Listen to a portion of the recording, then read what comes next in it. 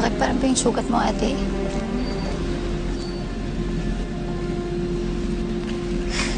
Pining, salamat naman.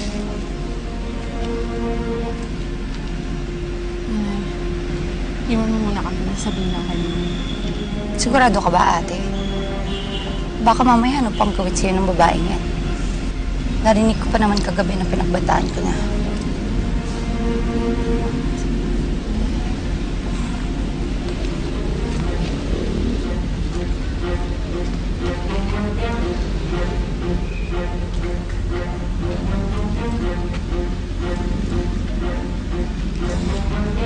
Piling, dederechehin kita.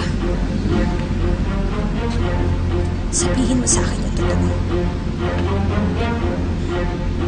Tama ba yung hinala ko?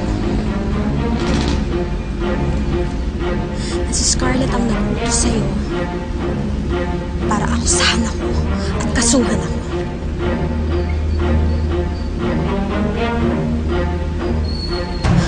Sabi ko na nga ba, papakawalang hiya talaga ng babae niya.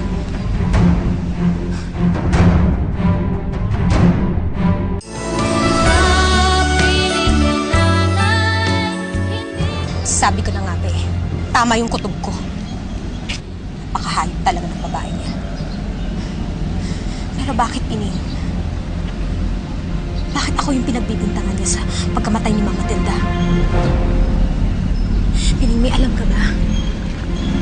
Sabihin mo sa akin yung totoo. Pining. Ano, Pining? Sagutin mo ko. Si Scarlett ba ang may pakana sa nangyari kay Mama Tilda? Ma'am, hindi ko po talaga alam eh. Wala po talaga akong alam. Maniwala po kayo. Pero bakit ako yung pinagbibintangan niya kung wala siyang pinagtatakpan? Pining, sabihin mo sa akin yung totoo. Yung pagbaril ba sa'yo?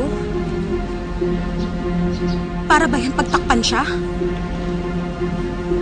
Pining, sabihin mo sa akin yung totoo. Kaya kitang protektahan.